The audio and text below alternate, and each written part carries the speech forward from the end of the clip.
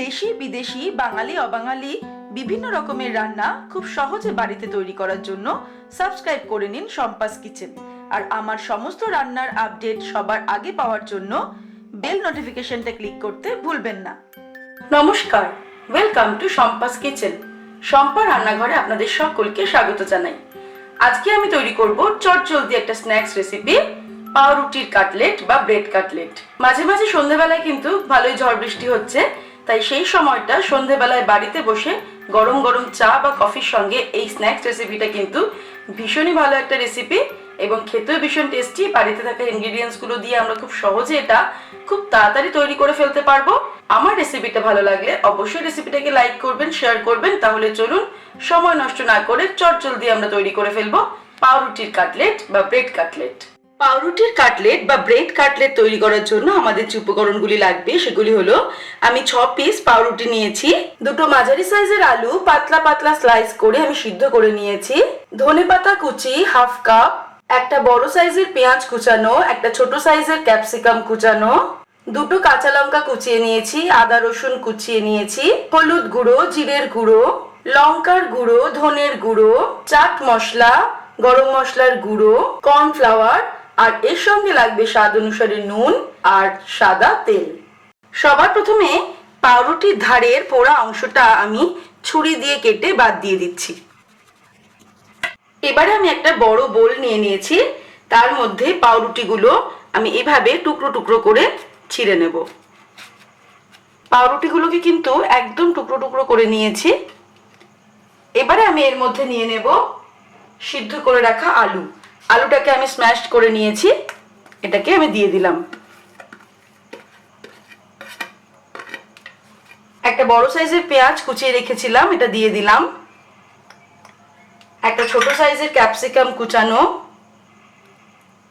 কাঁচা লঙ্কা কুচানো দুটো, ধনেপাতা কুচানো হাফ কাপ, আদা রসুন কুচি দিচ্ছি 2 টিস্পুন, হাফ টিস্পুন হলুদ দিলাম, হাফ টিস্পুন ধনে গুঁড়ো দিলাম, হাফ টিস্পুন জিরের গুঁড়ো দিলাম, 1 টিস্পুন লঙ্কার গুঁড়ো দিলাম। লঙ্কার গুঁড়ো আর কাঁচা লঙ্কাটা কিন্তু নিজেদের স্বাদ অনুসারে অ্যাড করতে হবে। কর্নফ্লাওয়ার দিচ্ছি আমি 2 টেবিল স্পুন, গরম মশলার গুঁড়ো দেব হাফ টিস্পুন মতো,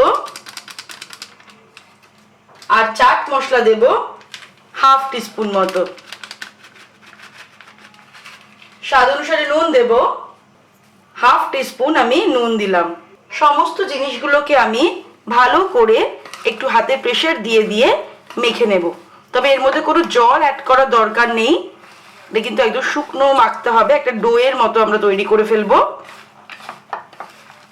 আর ঝাল নুনটা কিন্তু আবারও বলছি যে নিজেদের স্বাদ অনুসারে অ্যাড করতে হবে, সেক্ষেত্রে ঝালটা একটু বাড়াতে পারেন বা অথবা কমাতে পারেন। চটজলদি স্ন্যাক্স রেসিপিগুলোর মধ্যে কিন্তু এই ব্রেড কাটলেট ভীষণই টেস্টি, এবং আপনারা দেখলেন যে ইনগ্রিডিয়েন্টসগুলো ব্যবহার করে আমি তৈরি করছি, এটা সবসময় আমাদের বাড়িতেই থাকে।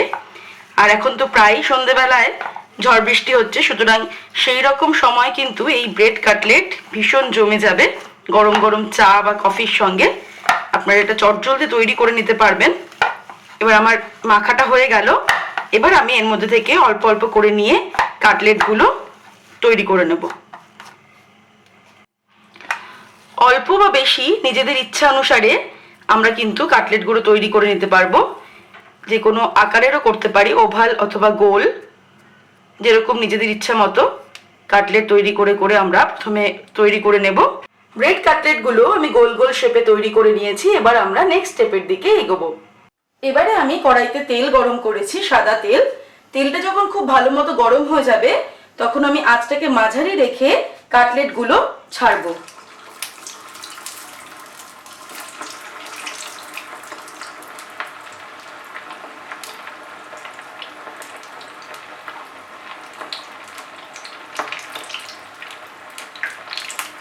উল্টে পাল্টে কাটলেটগুলোকে কিন্তু ফ্রাই করতে হবে।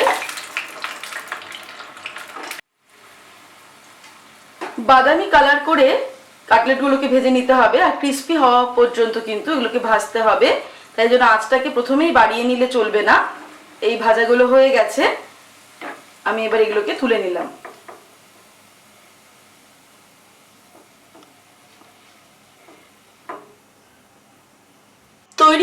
আমাদের চটজলদি স্ন্যাক্স রেসিপি পাউরুটির কাটলেট বা ব্রেড কাটলেট। আপনারা দেখলেন আমি কিভাবে বাড়িতে থাকা ইনগ্রেডিয়েন্টস গুলো ব্যবহার করে খুব সুন্দর একটা ব্রেড কাটলেট তৈরি করলাম। এটা কিন্তু খেতেও ভীষণ টেস্টি। আপনারা এটা অবশ্যই তৈরি করুন সন্ধ্যাবেলা এবং আমাকে জানাতে ভুলবেন না আপনাদের কেমন লাগলো।